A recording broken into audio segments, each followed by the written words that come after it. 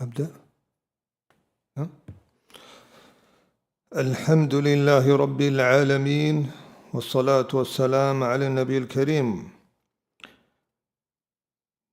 To proceed, resuming with the treatise تيسير الفقه, Fiqh made easy by that scholar Sheikh Salih Sadlan rahmatullahi alayh.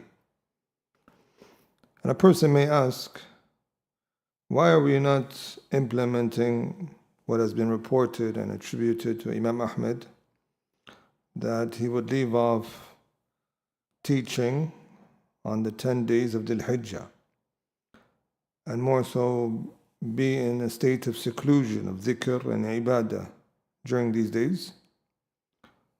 For two main reasons.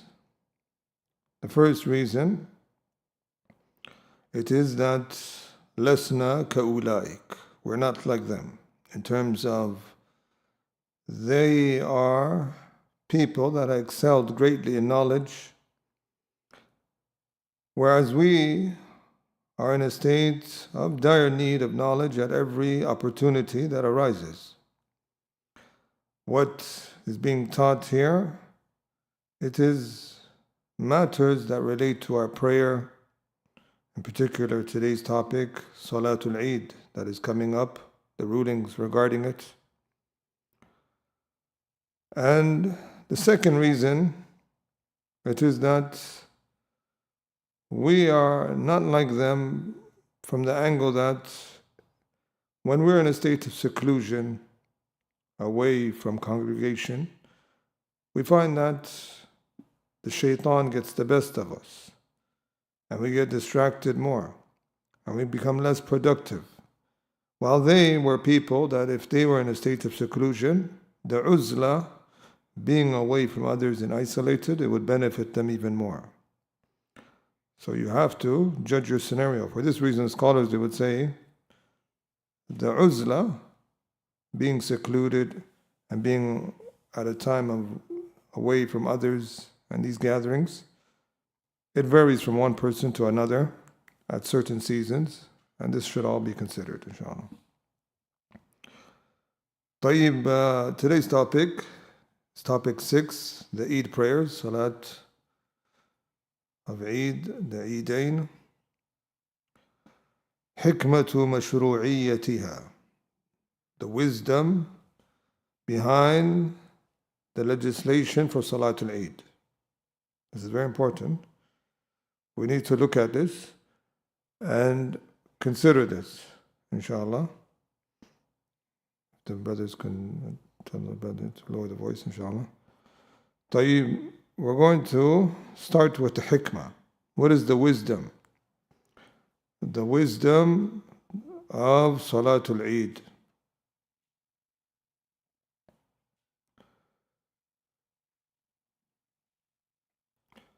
So Ibn Rajab, he said, شرع الله لهذه الأمة الفرح والسرور بتمام نعمته وكمال رحمته.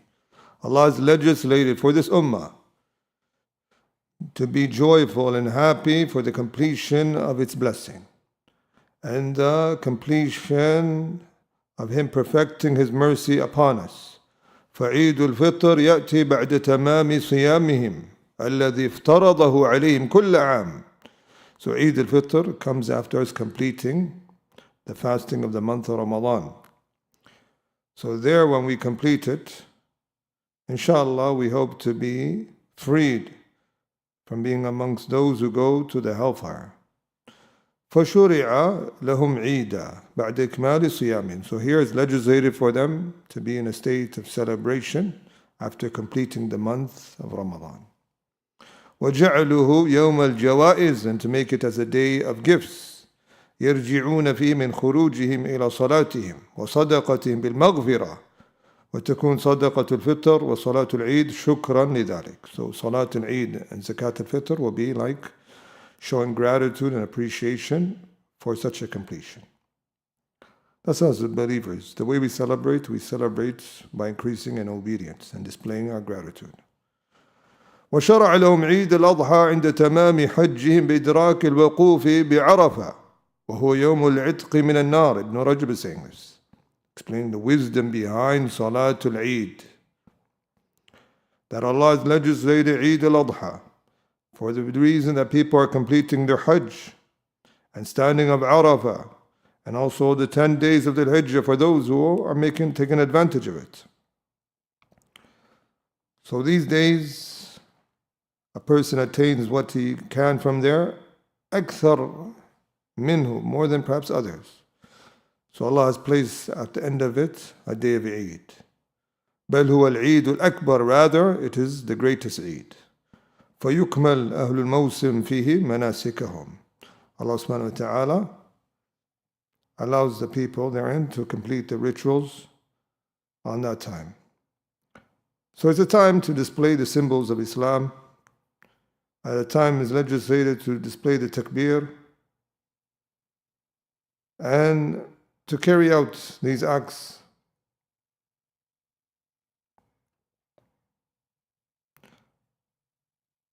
طيب. Also, why was Eid given that title Eid? سمي العيد عيدا لأنه يعود ويتكرر كل عام.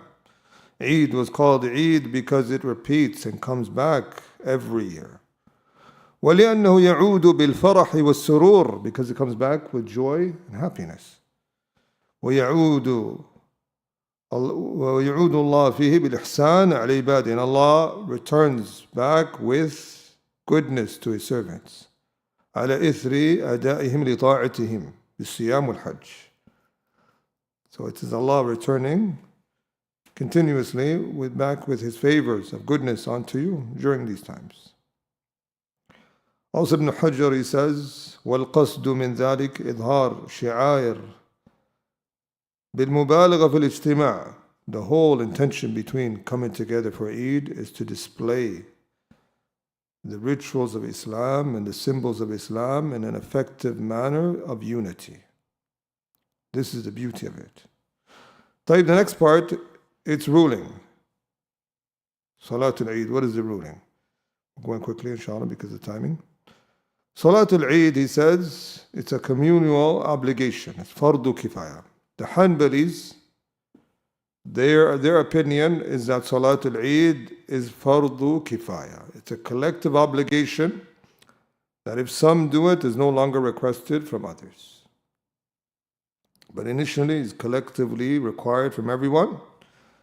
But if some were to pray, then it's no longer demanded from everyone else to pray. This is their opinion.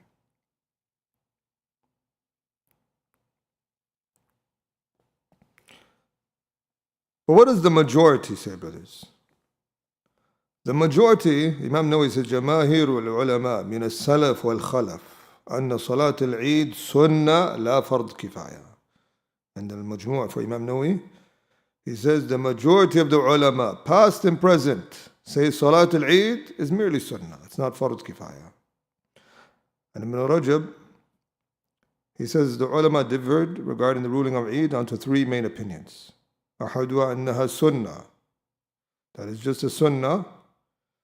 And this is a tribute to Thawri, wa Malik, wa Shafi'i, wa Ishaq, wa Abi Yusuf. And our narration on Imam Ahmad. So this is the majority. The majority says that is sunnah.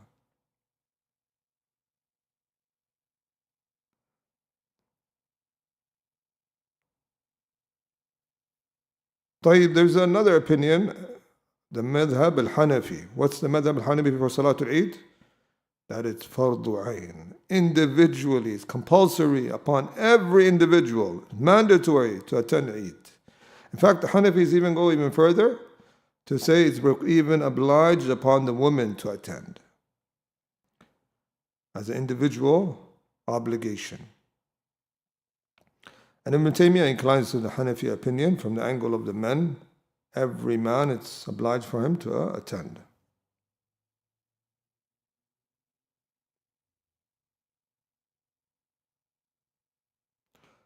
And also, Sheikh bin Baz, he sees that Salat al-Eid is fardu ayn ka Salat al-Jum'ah. It's like Salat al-Jum'ah, you have to attend. Of those who are in residence, free slave, these people, said it's mandatory upon them. But he makes an exception about the women that is just still sunnah for them. طيب, what's the proof that some of them use that say Salatul Eid is wajib? They use the ayah in Surah Al-Kawthar. What's the ayah in Surah Al-Kawthar, brothers? فَصَلِّ لِرَبِّكَ وَانْحَرْ. MashaAllah. A lot of the, in exegesis, the tafsir, they explain it, saying it's a reference, pray for your Lord, pray Salatul Eid, وَانْحَرْ, and make the slaughter and the sacrifice for Eid. So some of them use this, but others have said, no, this ayah is general. Like other ayahs, قُلْ إِنَّ صَلَاتِي وَنُسُكِي وَمَحْيَايَ وَمَمَاتِي لِلَّهِ رَبِّ الْعَالَمِينَ. So some have said, لا دليل في الآية على وجوب الصلاة العيد.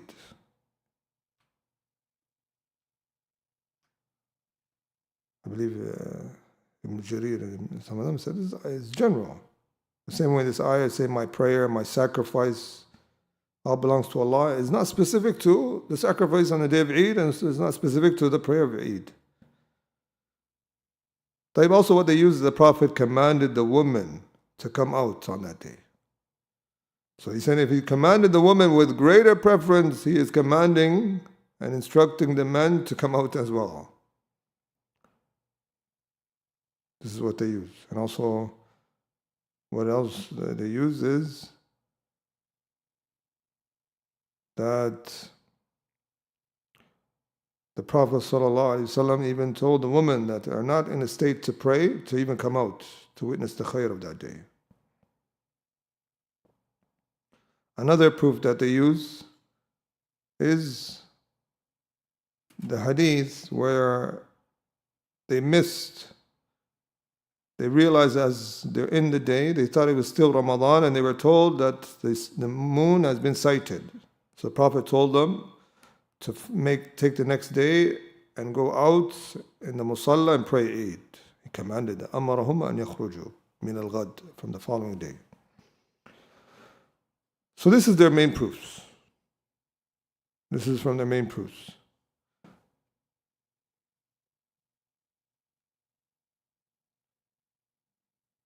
What does the majority of the ulama have to say? To just say that it's just sunnah. What do the majority of the ulama use? They use what they usually use for a lot of hadith, a lot of discussions.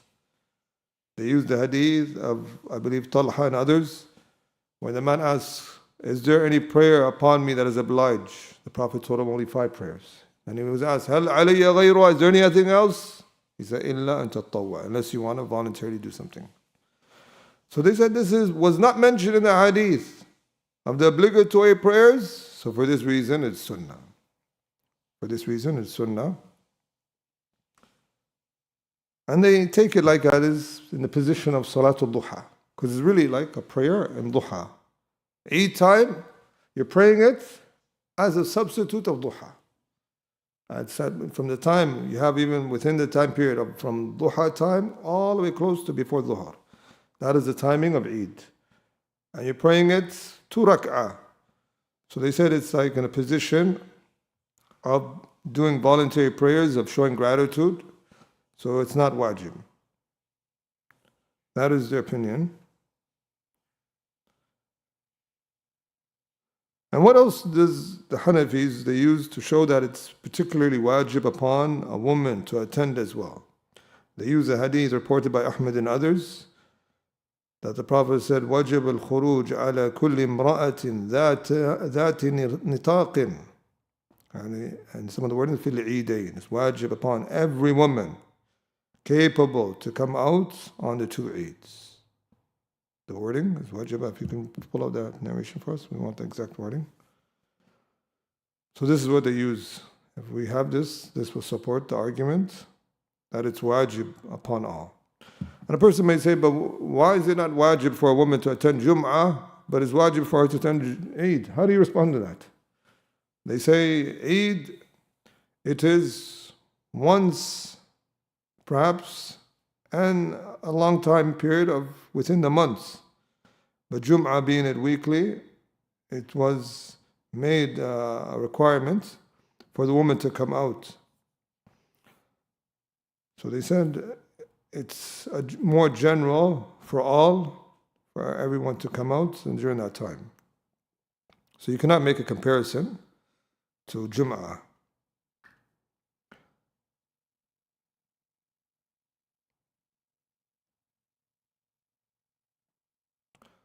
طيب, now we're going to move on to the next part where he says, and the caliphs after him continually performed it. Yes. Abdullah ibn Abbas says in Bukhari Muslim, شهدت العيد مع رسول الله وأبي بكر وعمر وعثمان رضي الله عنهم. He said, I prayed Eid with Abu Bakr and the Prophet and all of the Khulafa. Hadith in Bukhari Muslim. So they all did it. This is the wording that they're using. And Shaykh Albani authenticated. وجب الخروج على كل ذات نطاق في العيدين. With that wording, it's wajib. This is the strongest approves. The strongest approves that they use. And they say this wording is referring to a woman. And it's authenticated by Shaykh Albani. So what's the strongest opinion? That is wajib, brothers. Where could you go wrong with this type of wording? The Prophet ﷺ himself is using the word wajaba, obliged. طيب, it's an emphasized sunnah upon every male and female Muslim who's a resident and not traveling. So the Hanbalis, they make Jum'ah only upon those who are in residency, basically in their locality, they're not traveling. Also, they make Eid upon that it has to have the same amount of number that is required for Jum'ah. They give a specific number, a minimum amount. That's the only amount. If you don't have less than that, you pray Dhuhr, for example, or you don't pray Eid in their opinion. And also, I think they added other conditions, like you have to have permission from the ruler.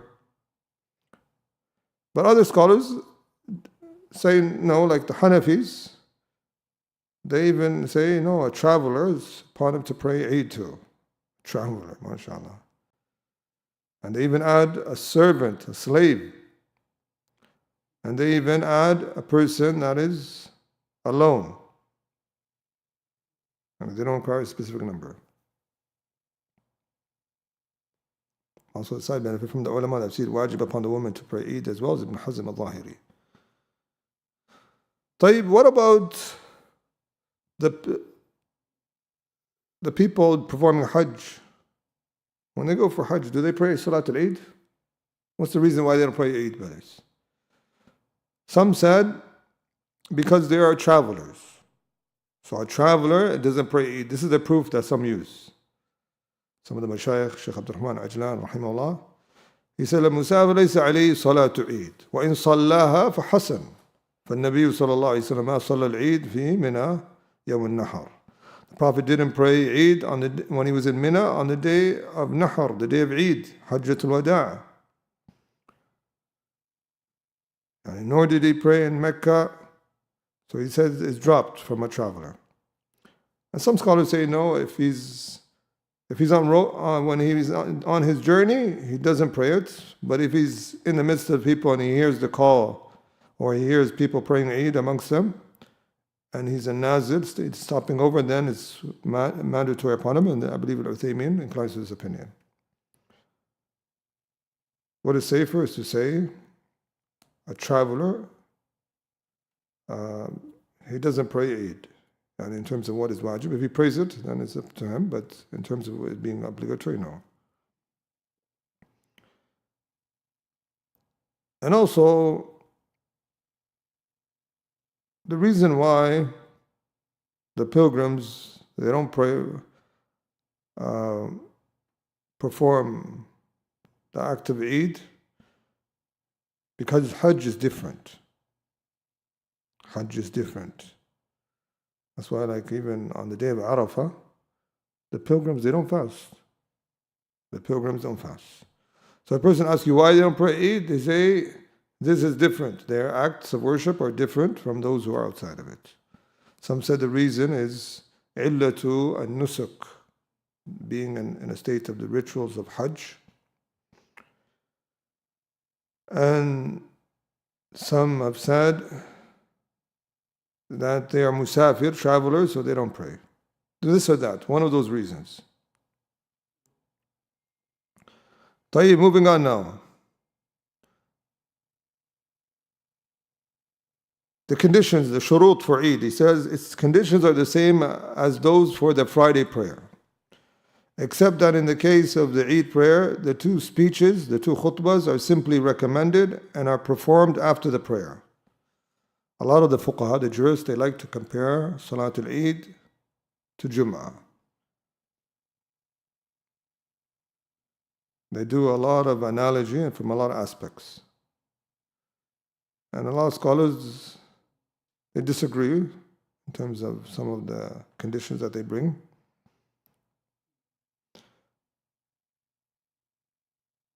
Here he says recommended.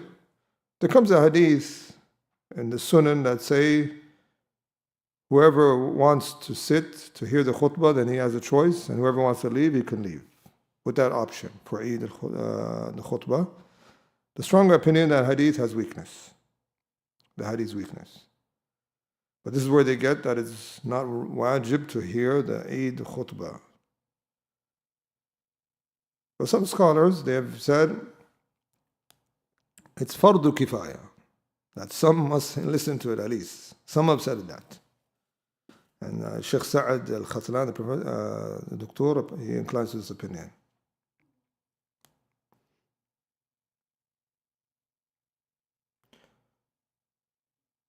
طيب, its timing, the timing for the Eid prayer is from the time that the sun is over the horizon. بقيد رمح, after the sunrise, about the length of a spear until high noon. What's the length of a spear, brothers? Some said when you calculate that, that's approximately 15 minutes after sunrise, the Uthman says. So the only time, a majority of ulama, they say this is the timing where a person could pray Salatul Eid after 15 minutes after. Or else any time before that is dislike. The waqtul karaha, they said it's time of dislikeness. And how you identify it is when the redness of the sun is no longer visible. It becomes clear. So the redness of the sun, if it disappears, it means allowed to pray duha or Eid at that time.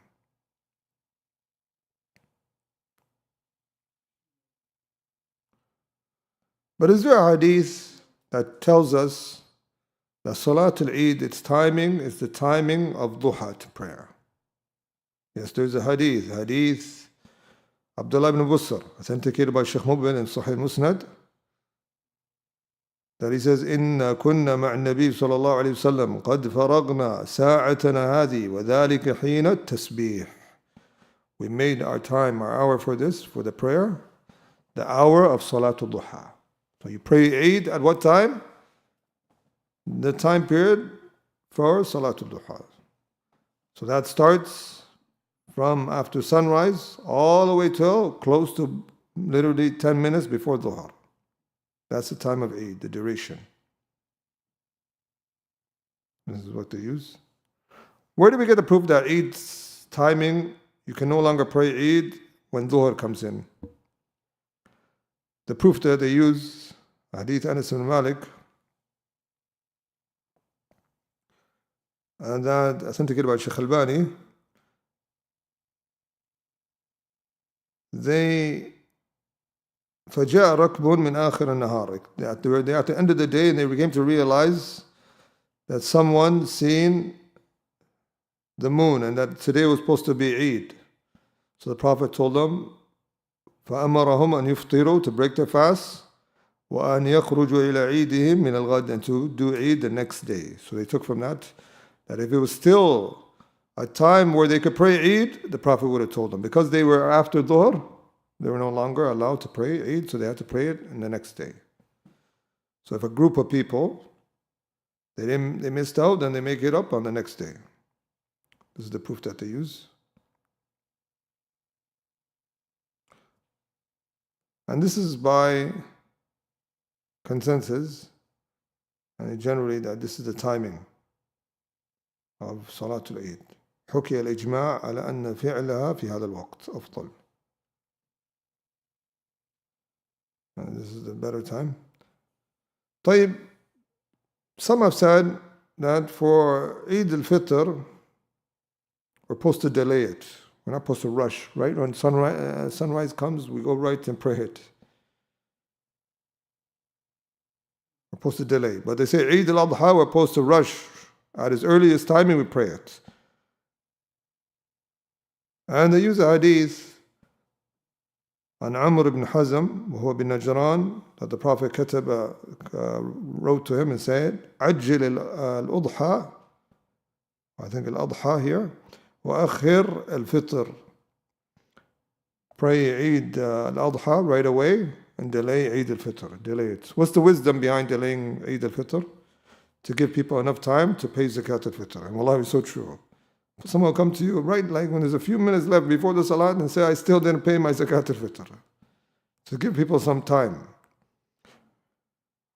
Also, Eid al-Adha, they said, because to give the people time, the first thing they do is to slaughter.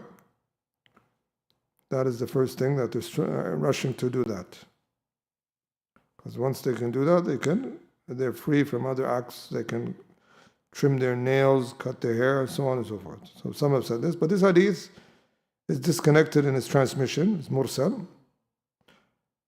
But generally, they incline to these meanings, but there's no proof for it. There's no proof for it. But we find most of the scholars saying this. But in terms of the hadith being, there is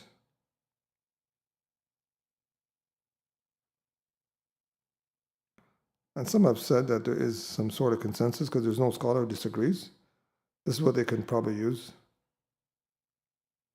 طيب, if a person individually misses Salatul Eid, can he make it up afterwards? Him individually, there's two opinions on this matter. One opinion says, لا تقضى Salatul Eid. Salatul Eid cannot be made up if a person misses it from the congregation. And this is the opinion of the Hanafis and Ibn Taymiyyah and Uthman, the scholars, that they say Salatul Eid is supposed to be prayed in congregation. You can't make it up individually. He comes and he tells you, I miss Eid, I'm just going to go in the corner and pray Eid. So no, this is meant in Jama'ah. The second opinion that it could be made up, and this is the opinion of the majority of the ulama, of the Malikis, the Shafi'is, and the Hanbalis. And a group of the Salaf have said this. What's the strong opinion? The opinion that it shouldn't be made up. Because we don't have any then. Like what they use is that man nama an salat aw nasiyaha fawaqtuha hina yadhkura. Whoever sleeps on a prayer or remembers it or that after forgetting it, then he can make it up when he remembers. So they said anyone, if he sleeps on it, this applies to them. This is their proof. Those scholars said it's allowed. But those hadith cannot be compared to this scenario. Because Salatul Eid is intended in this type of congregation and this method of even have a specific way. But if a person were to make it up, Allah Alam, this can be valid. Because they say like Salatul Janazah. You can even make up Salatul Janazah. You can go, if you miss it in the masjid, you can go pray individually, as the Prophet ﷺ did, on the grave and pray. So they're saying the same thing with Salatul Eid. The next one, how the Eid prayer is performed. The Eid prayer is 2 rak'ahs, as Umar said. The Eid is of Al-Fitr after Ramadan, and Al-Adha after the pilgrimage, are 2 rak'ahs complete without any shortcoming from the tongue of your Prophet, and foiled will be the one who makes up lies in such matters. Recorded by Ahmed. The Arabic, it is Salatul Adha rak'atayn wa Salatul Fitr rak'atan. وصلاة الجمعة ركعتان وصلاة المسافر ركعتان تمام غير قصر على لسان نبيكم وقد خاب من افترى. Reported by Nasai and others. Yes, so it's authentic that he said this. Salat Eid is 2 rak'ahs. So when you hear some scholars, they say if you miss it, you make it up in 4 rak'ahs. It's not correct. Salat al-Eid is only 2, and they quoted a consensus upon that, 2 rak'ahs, generally speaking, that's how you started.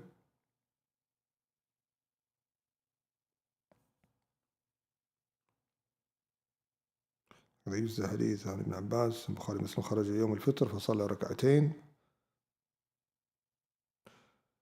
طيب, here it is to be prayed before the khutbah. That's the origin. So it's to be prayed before the khutbah. The narration we read, Abdul ibn Umar and ibn Abbas, all of the Prophet and the Khulafa, all of them were praying before the khutbah. But who was the first to pray, to do the khutbah before the Eid prayer? Who was the first to introduce that? Some said Marwan bin Hakam, one of the workers for the rulership of Muawiyah. And some said no, Uthman ibn Affan was the first. Radiallahu anhu. Comes the narration, some authenticate. أول من خطب قبل الصلاة عثمان صلى بالناس ثم خطبهم فرأى الناس لم يدركوا الصلاة ففعل ذلك. But he did it, they said he did it out of his ijtihad. He's seen a lot of people were missing the salat. So to make it easy for them, he started with the khutbah.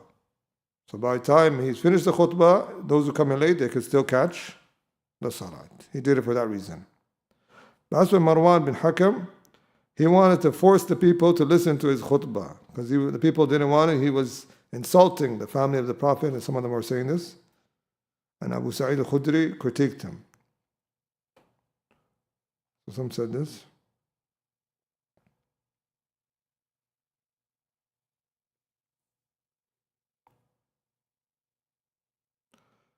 طيب, then it said, it is in the first rak'ah, one says Allahu Akbar 6 times after the opening takbir and before seeking refuge in Allah.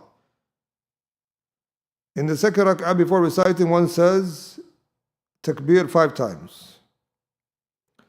How many takbirs, extra takbirs, are in Salat al-Eid? Al-Aini, he says that there is about 19. وقد ذكر العيني 19 قولا في عدد تكبيرات الزوائد. There's about 19 opinions on how much takbir should you add in Salat al-Eid. They differ greatly, brothers.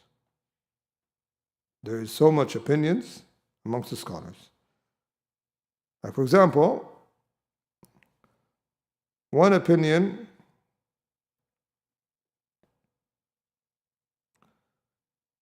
says it's 3 takbirs in the first rak'ah after saying takbirat ihram, and 3 takbirs in the second rak'ah after reciting and before ruku'. And this is opinion of the Hanafi. If you ever pray behind a Hanafi, they're going to pray like this. And it's a narration also on Imam Ahmad. And what's the proof?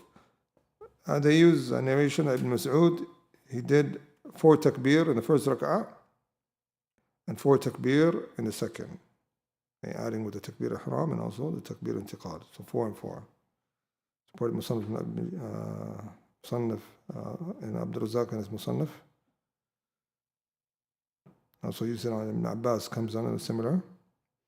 Another opinion says, no, it's 7 takbir in the first rak'ah, including takbirat ihram, and 6 in the second rak'ah, including the takbir of rising from when you're getting up. It's the opinion of Imam Malik. And also Ibn Taymiyyah and Ibn Qayyim inclines to this opinion.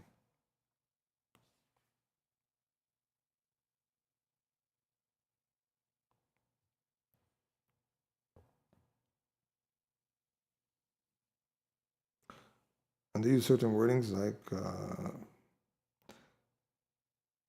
that Abu Hurairah and Ibn Umar, they did takbir 7 before the qira'ah and 6 in the second.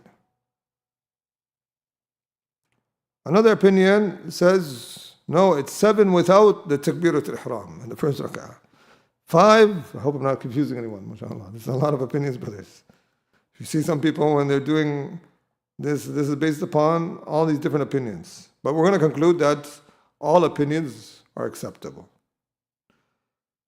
And 5 in the second. So not including the takbir al-ihram, in which some of these opinions actually harmonize with each other, if you really look at it. This is the opinion of Shafi'i and Ibn Abdul and Ibn Hazm and others. And they use certain wordings that it's 7 without the takbirat al-ihram. Some wordings come say siwa takbirat al-ihram. But that wording's weak. But even though that's a stronger opinion. What's a stronger opinion? When you're praying Salat al-Eid, you're going to do how much? With the takbirat al-ihram is going to be 8. And the second, with the takbir of rising, is going to be altogether 6. So 8 and 6 minutes. So it's because these narrations, they're just mentioning the extra takbir. So if you look, if it's saying 7, those narrations, it comes about like on 10 sahabas, different wordings, all pointing out there's 7 in the first rak'ah, 5 in the second. So it shows you that this is additional to all we have, so we must add the takbirat al-ihram to it, it becomes 8. The takbirat al-intiqal, it becomes 6.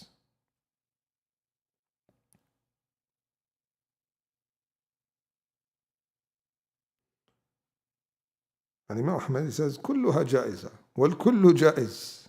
And Furu' ibn Mufli, he says, all of it is valid and accepted. You can do any one of these. It's like the takbir of janazah. There's some different opinions. How much takbir of janazah? 5, 4. All of them are valid, even though the stronger one is 4.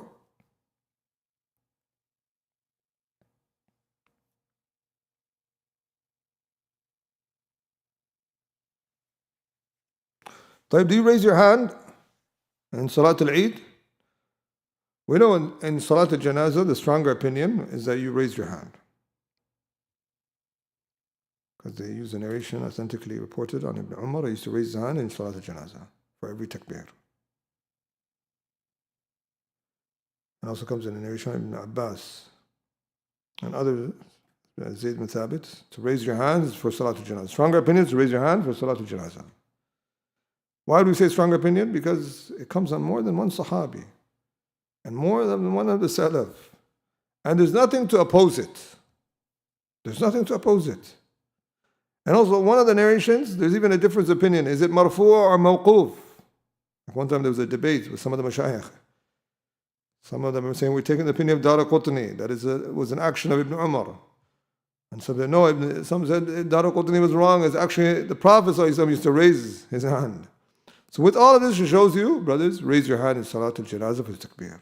That's a stronger. And one of our mashayikh, like in particular, Sheikh Yahya used to be on opinion of his Sheikh Muqbil not to raise the hands. And then later on, after researching the matter even further, he took it back. And he raises his hand now.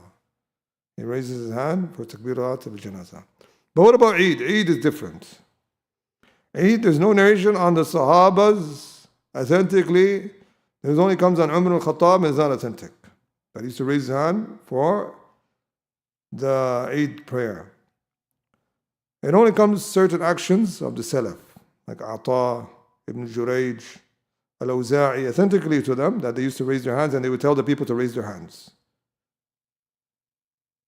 And they're telling the people who's praying behind them, وَمَنْ خَلْفَهُمْ يَرْفَعُونَ أَيْدِيَهُمْ. And those praying behind the Imam, they raise their hand alongside the Imam. And also they use some generality wordings. So if someone were to raise his hand, there's no harm based upon this. And someone were to say there's nothing clear and to hold back, he as well has predecessors in that. طيب, what about the people behind? When the Imam is making the takbir, the 7 and the 5, do the people make takbir with him? It comes in the narration, like here Ibn Taymiyyah says, وَأَمَّا التَّكْبِيرُ فِي الصَّلَاةِ فَيُكَبِّرُ الْمَأْمُومُ تَبَعًا لِلْإِمَامِ. The people praying behind the Imam, they do takbir alongside the Imam.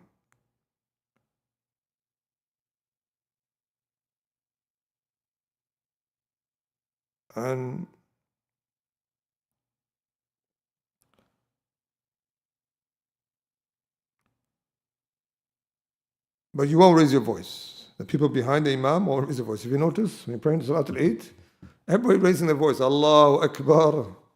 The only person supposed to raise his voice with takbir is who? The Imam. Or the Mu'adhin to make the people hear, for example. Everyone else should just say it to themselves. A lot of people now, they raise their voice. طيب, is there anything you're supposed to say in between the takbirs? Some scholars use some narration of Ibn Mas'ud that you're supposed to تسكت بين كل تكبيرتين سكتة يسيرة. Ibn Qayyim inclines to this. And you're supposed to praise Allah and say salat upon the Prophet, reported by Bayhaqi. And some others. But these are, it's not really strong.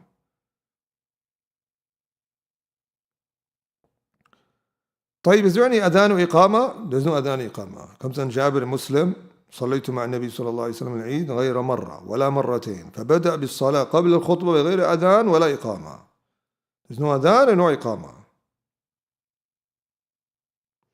What about if the people forget what takbir number they're on, guys? What did you do? Ibn Qayyim, he says, وإن شك في عدد التكبيرات. Some of the scholars have mentioned this. That بنى على اليقين. He builds on the number that is certain. And if he misses it, it's nothing required on him. No sujood sawa. The scholars were asked, if he misses it, does he do any sujood sawa? They said no sujood sawa. And if you come into the salat while you already missed a couple of the takbir, you just continue on from where you left off. That's all. طيب, does the Imam raise his voice with qira'ah, recitation? They use a narration reported by Daru Qutni, كان النبي صلى الله عليه وسلم يجهر بالقراءة في العيدين والاستسقاء. The Prophet ﷺ used to raise his voice with recitation and Eids and also istisqa. And أجمع العلماء على ذلك. The ulama have unanimously agreed on that. And is it 2 khutbahs or 1? The vast majority.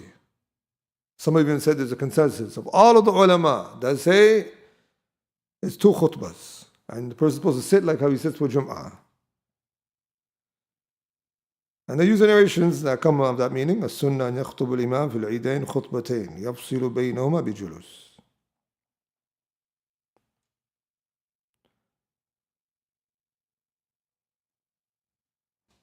But all those narrations that come to show that there's 2 khutbahs is all weak. All what's really apparent is that is 1 khutbah. And whose opinion is to say that there's only 1 khutbah for Eid? Shaykh Albani, I believe it was San'ani, if I remember correctly.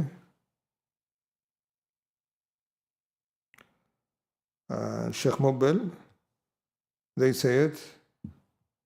But is there anyone from the Salaf that said it? Because the people are saying there's a consensus.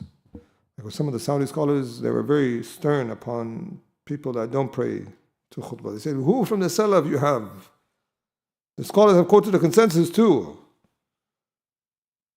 One of our mashayikh wrote a book about this, and he brought in the book Al-Insaf some khilaf of the Hanbalis regarding this matter to show there's no ijma'. There's no ijma'. So there's only 1 khutbah of this. The next one, the place in which where is to be prayed. We have a few minutes left. We have to quickly wrap up. It's to be prayed out in the open. However, it's permissible to perform it in the mosque if there's some need to do so.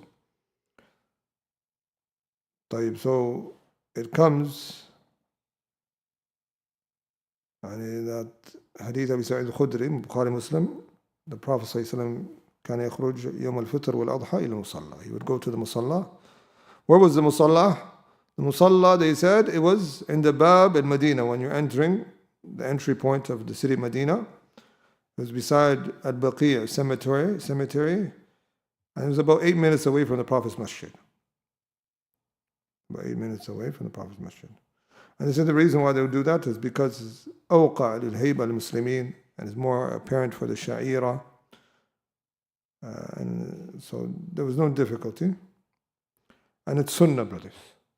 Why do we say sunnah? The Prophet left his masjid. How much reward of praying? Get reward to pray? How much? 1,000 salah, brothers. 1,000. He left his masjid to go pray in the outskirts. And you're going to come and say, there's no problem praying in the masjid. And we say, it's no problem, but the reward is in going out. Shaykh Albani wrote a book, As-Sunnah Khuruj ila Musalla lil-Eidain. He wrote a small booklet. He was refuting those who said the only reason why the Prophet went outside because his masjid was small, it couldn't fit everyone, so he just prayed out. This is the shubha. Shaykh Albani responded, mashallah. He said there was other masajids at that time, that there was other places, that excuse is not a valid excuse, basically.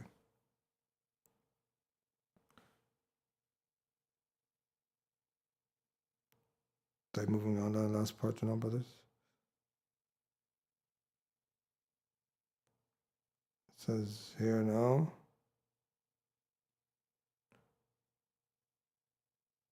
recommended acts now. We want to quickly finish that.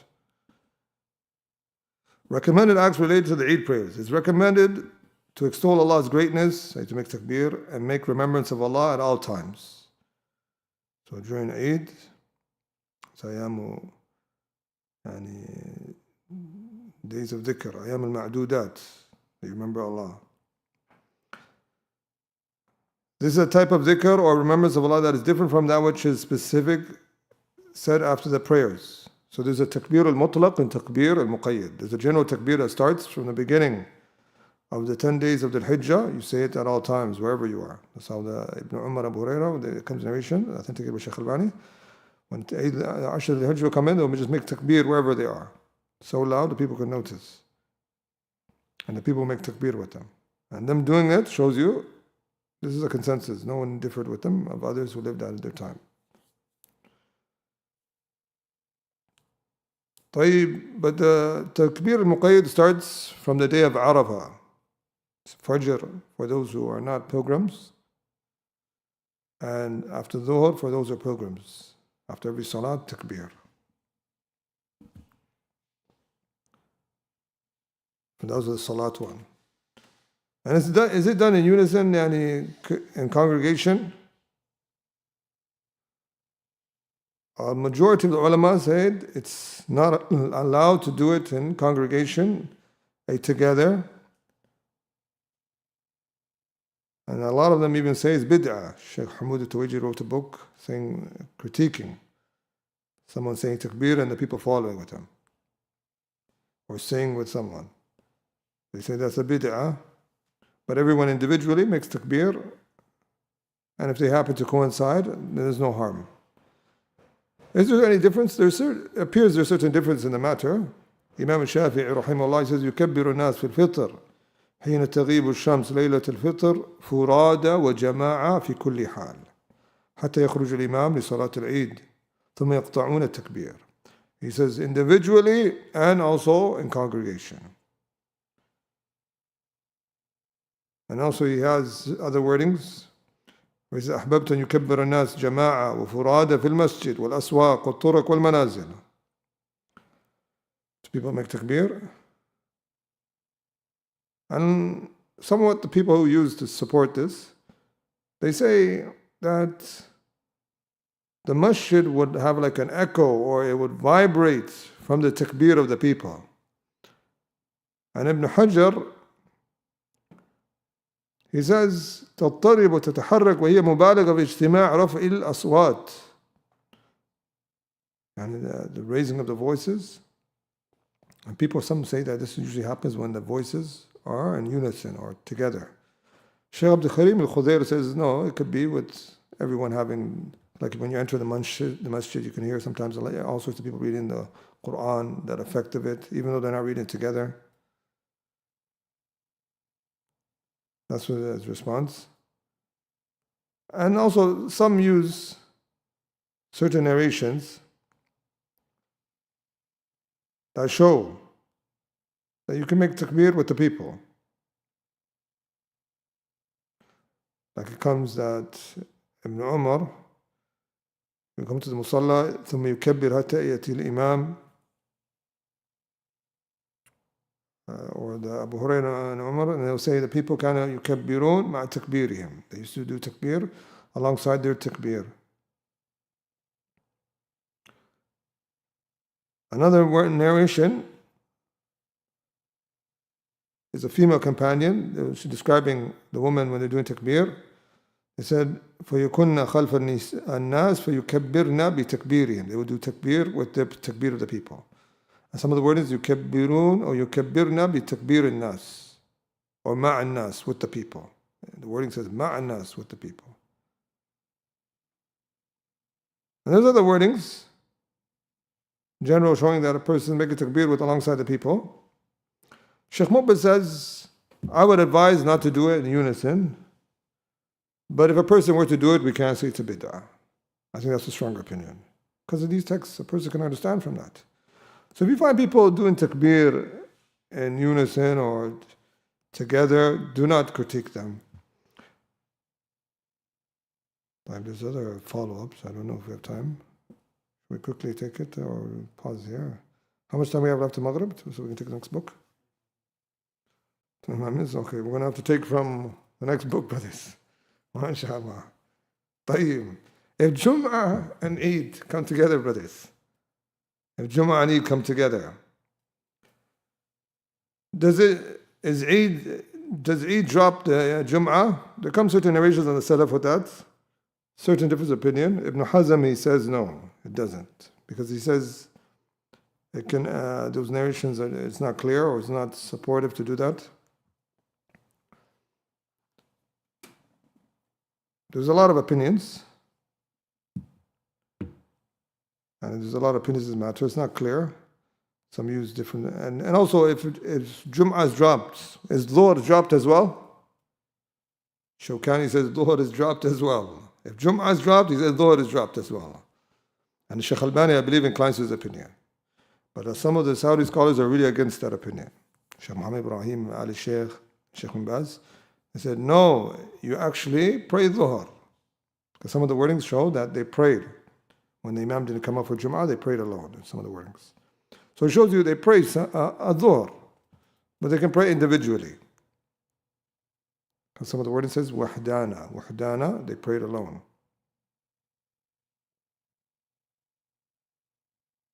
So you don't even have to pray in congregation that day, you can pray alone.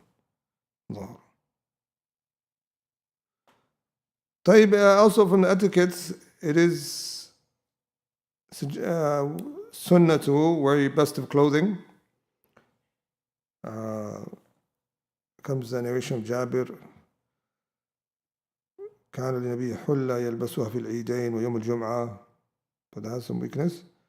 Also that Umar gifted the Prophet ﷺ a silk garment and said البسه للوفد والعيد, for guests and also for Eid.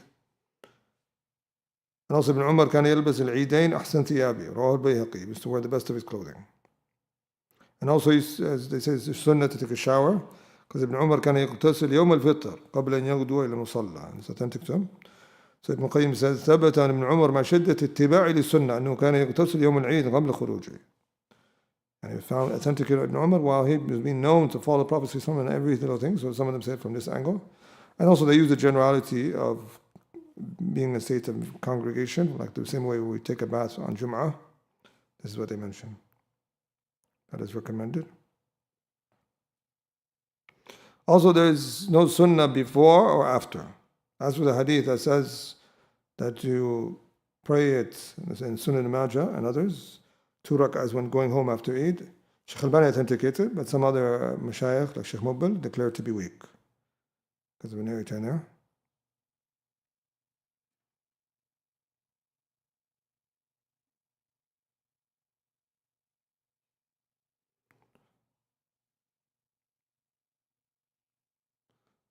There also comes a narration that shows that we're supposed to make takbir after the prayer. Those narrations are weak, but it's affirmed from the angle of وَاذْكُرُوا اللَّهَ فِي أَيَّامٍ مَعْدُودَاتٍ these days, also from the action of the Salaf.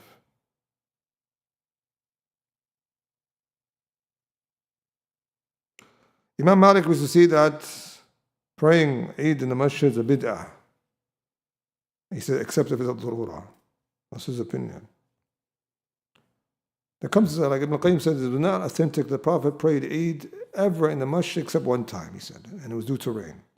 And even that narration has weakness. It's in Sunnah Abi Dawud. So it's better a person prays outside if he's able, only using the masjid as the last resort. Tayyib, but then it says here, it's recommended to make this remembrance out loud during the night preceding the Eid prayers, as comes the narration of the Salaf, they used to raise their voices. This is based on Allah's statement, وَلِتُكْمِلُوا الْعِدَّةَ وَلِتُكَبِّرُوا اللَّهَ عَلَى مَا هَدَاكُمْ. And what are the wordings of takbir? You can say the standard is 3 takbirs, then La ilaha illallah, then 2 takbirs, then وَلِلَّهِ الْحَمْدِ. That's authentic of the standard. But some scholars say you can do 2 takbirs each. Allahu Akbar, La ilaha illallah, Allahu Akbar, walillahi alhamd. And also has been affirmed on some of the Salaf.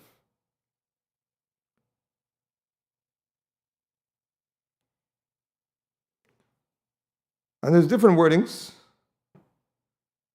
Some have said this shows you there's scope in the matter. There's scope in the matter.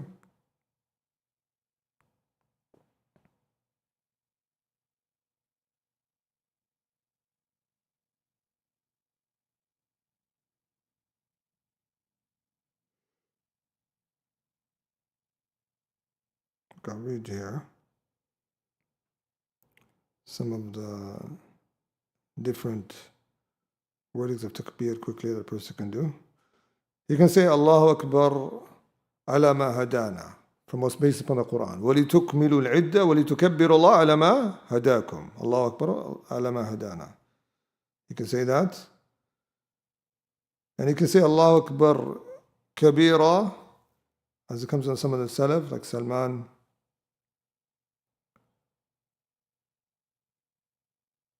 Salman says Allahu Akbar, Allahu Akbar, Allahu Akbar, Allahu Akbar kabira.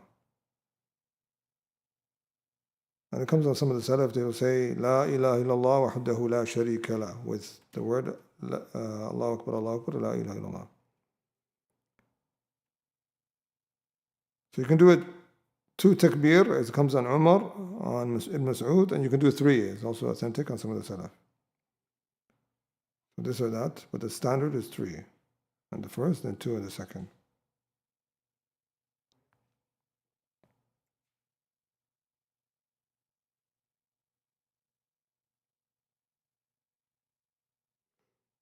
La ilaha illallah. Also on the day of Eid, of his Eid al-Adha,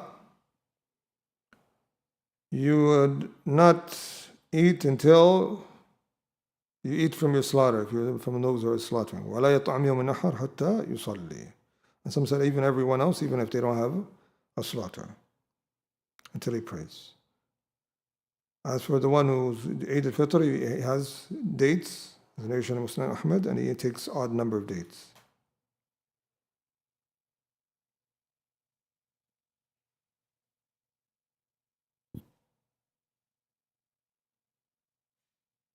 So this is basically it we wanted to take regarding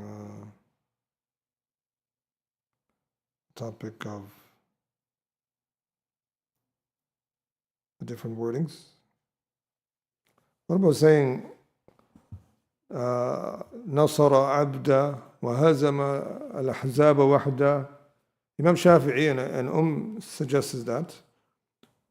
There's nothing that comes in the Salaf, but generally it's from general dhikr. وَاذْكُرُوا اللَّهَ فِي أَيَّامٍ مَعْدُودَاتٍ.